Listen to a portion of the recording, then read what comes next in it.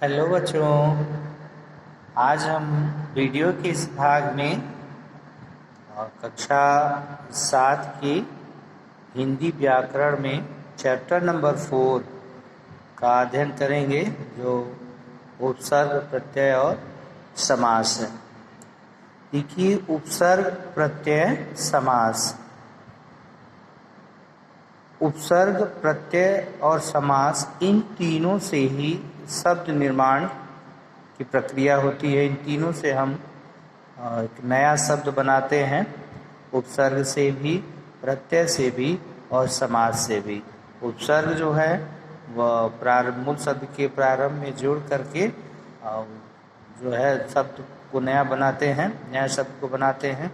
और प्रत्यय को मूल शब्द के अंत में जोड़ करके नया शब्द बनता है। और समास में जो है वो हम एक या दो से अधिक शब्दों को मिला करके जो है एक नया शब्द बनाते हैं।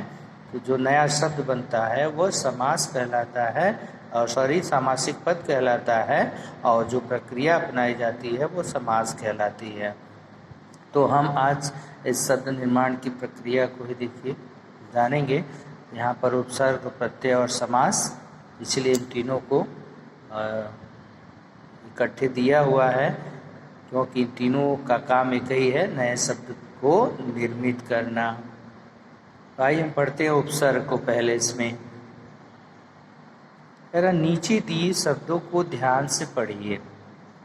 देखिए, सु धन कन्या बराबर सुकन्या, और उप धनवन बराबर उपवन। तो सुकन्या और उपवन। देखिए, उपरोक्त दोनों शब्द सुकन्या तथा उपवन शब्दांशों से जोड़कर बनाए गए हैं। सही है, शब्दांशों से। और वे शब्दांश कौन से हैं? यह सु है और यहाँ पर उप है। इन शब्दांशों को जोड़कर ही यह कन्या शब्द है यह, और यह सु जब जुड़ा है तो सुकन्या हुआ है, और ये उप शब्द वन में जब जुड़ा है तब ये उपवन हुआ है। कह रहे हैं कि दोनों शब्द सुकन्या तथा उपवन शब्दांशों से जोड़कर बनाए गए हैं।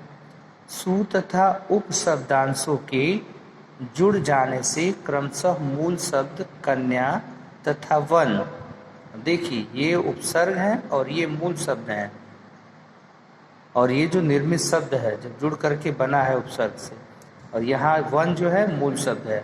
यहाँ कन्या और वन मूल शब्द हैं और सु और उपसर्ग है। कह रहा है कि जुड़ जाने से क्रमशः मूल शब्द कन्या तथा वन में परिवर्तन आ गया है। तो जाहिर सी बात है, यहाँ कन्या है, यहाँ वन है, और जब ये सु जुड़ा है तो इसमें परिवर्तन हो गया है। यह कन्या से सुकन्या हो गया और यह वन से उपवन, परिवर्तन आ गया है। ऐसे शब्दांश उपसर्ग कहलाते हैं, और इन्हीं शब्दांशों को हम क्या कहते हैं? उपसर्ग कहते हैं। देखिए, हम इन्हें शब्दांश ही कहेंगे, शब्द नहीं कहेंगे। ये शब्दों के कुछ अंश होते हैं, स्वतंत्र रहने पर जो है इनका अस्तित्व नहीं होता, ये शब्द नहीं होते, शब्द नहीं कहलाते, ये शब्दांश होते हैं। तो कभी भी भूल कर भी हम इनको शब्द नहीं कहेंगे। और एक चीज़ ये भी जान लीजिए कि जब भी ये जुड़ेंगे किसी मूल शब्द के प्रारंभ में जुड़ेंगे, क्योंकि हम उपसर्ग पढ़ रहे हैं, तो उपसर्ग जो है वो प्रारंभ में ही जुड़ता है किसी मूल शब्द के। तो ऐसे शब्दांश उपसर्ग कहलाते हैं। अर्थात हम ये कह सकते हैं कि जो शब्दांश किसी मूल शब्द के आरंभ में जुड़कर उसके अर्थ में परिवर्तन लाते हैं। अब जो शब्दांश किसी मूल शब्द के आरंभ में जुड़ करके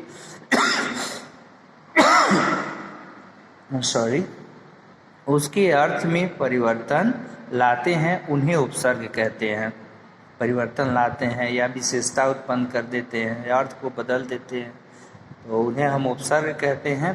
भाई देखिए, समझते हैं यहाँ पर हम, क्योंकि उपसर्ग मूल शब्द, निर्मित शब्द यहाँ पर दिया हुआ है। देखिए, यह उपसर्ग है, उप और अ, उप और अ, ये उपसर्ग हैं। और मूल शब्द क्या है? हार और प्रसन्न, हार और प्रसन्न, और उपहार और अप्रसन्न दोनों जो है ये निर्मित शब्द हैं। कैसे? हार में जब उप जुड़ा है तो दोनों अगर मिला के हम पढ़ेंगे लिखेंगे यहाँ पर तो क्या होगा, उपहार। और प्रसन्न को अप्रसन्न, अप्रसन्न यानी निर्मित शब्द है, तो ये मूल शब्द है और ये उपसर्ग है। क्लियर है?